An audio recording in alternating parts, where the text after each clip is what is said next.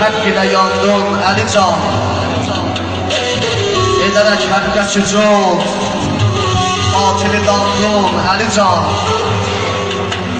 Ola bilsin ki gece az yata bir körpə yetim, gece tok yatmağa Allah'tan utandın Əlican.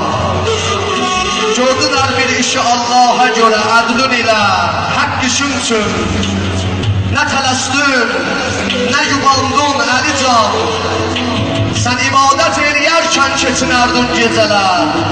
Tüm vücudun ile Allah'ı bir andın Əlican. Tüm vücudun ile Allah'ı bir andın Əlican.